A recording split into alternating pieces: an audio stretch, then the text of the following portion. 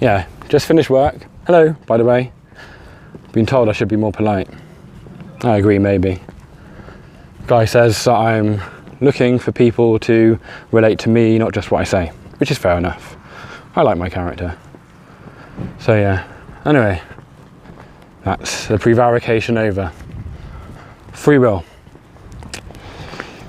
I think before we get on to a refutation of free will, or refutations, it's the most well refuted thesis ever, by the way,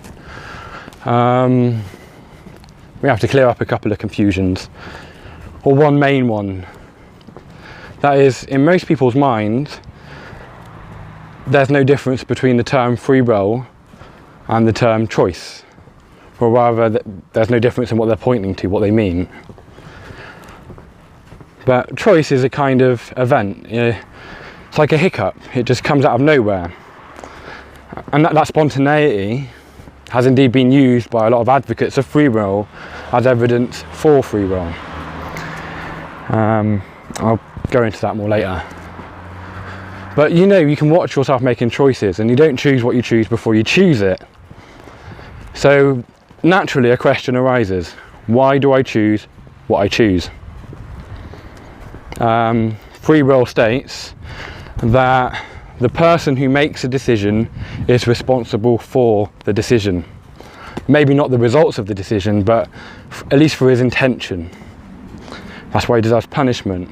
Ultimately, free will is a theory of choice which justifies God in sending people to hell forever and ever and ever.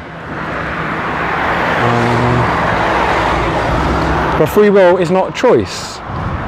Free will is a theory, and a theory is an attempt to answer a question. And that question is, as I've already said, why do we choose what we choose?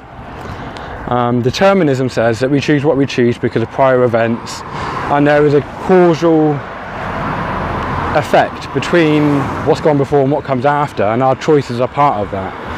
Free will says, in a sense, free will has us as being a kind of sine qua non, or an uncaused cause. It's actually one of the greatest and biggest forms of idolatry within the Christian religion going, one of their biggest hypocrisies.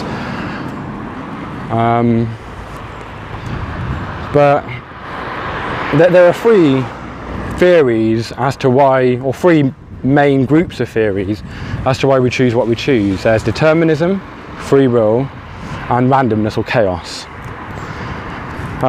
There's not really much difference between randomness and chaos, except between randomness and free will, except that free will says that the person making the choice is responsible for it.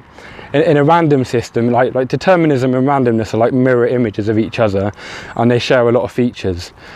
So in the random theory of free will, it paints a picture of reality which says that reality is chaotic and random, and that everything within it is chaotic and random. So in that kind of theory of the world, there is no responsibility. In the deterministic theory of the world, it says that everything is ordered, like billiard balls on the table, or like a clock. That's an image Isaac Newton used. And in that world, there's no responsibility. And then free will is quite difficult to get a grasp upon because it's a kind of non sequitur. It's a concept that makes no sense. And but the most advocates for free will try and pin their hopes on a kind of random, chaotic view of reality, or kind of, that's why they focus so much on quantum mechanics. But yeah, the main point of this video is that free will is not choice. They are two entirely different concepts. They mean two entirely different things. There's this idea that words do work, and if you equate free will with choice, then what word are you going to use to create the third possible answer to why we choose what we choose, which enables responsibility? Anyway, I'm going to go bit by bit on this because it's quite a complex issue. That's the main thing you've got to get. Free will is not choice.